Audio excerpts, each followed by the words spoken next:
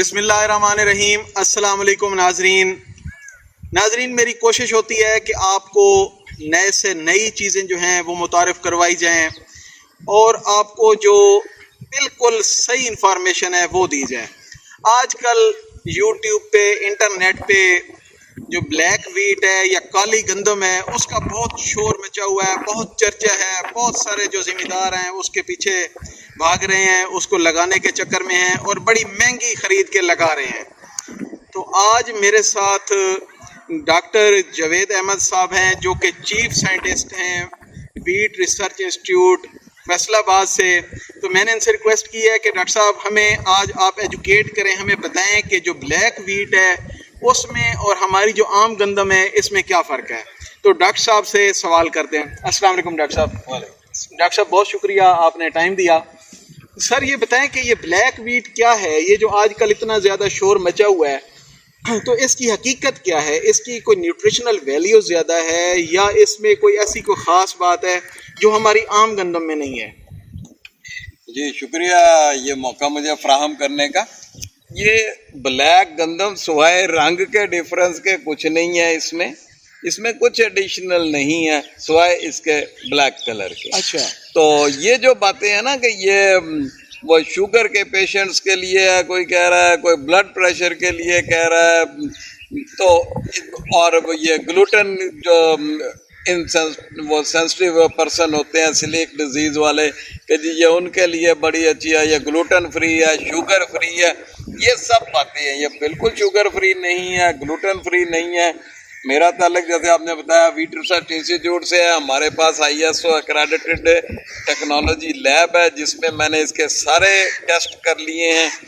یہ بالکل دعوے غلط ہیں اور یہ ایسے ہی کسی سورس سے انلیگلی پاکستان میں آئی ہے اور لوگ اس کو خواہ لگا رہے ہیں صرف ایک دوسرے کے ساتھ سیڈ کا مہنگا بزنس کرنے کے لیے، ورنہ لگانے والے بھی جانتے ہیں اس میں کچھ نہیں ہے۔ اور محکمہ تو لوگوں کو بتا رہا ہے اور امید ہے کہ اس سال سے یہ پٹ جائے گی۔ یہ جسٹ پہلا سال تھا تو چند دانے تھے، ایک دوسرے کو لوگوں نے بیچ لیے ہیں مہنگے مہنگے، لیکن کھانے کے لیے یہ کوئی نہیں یوز کر رہا ہے، ایسے سیڈ میں ہی ایک دوسرے کو تھما رہے ہیں مہنگے۔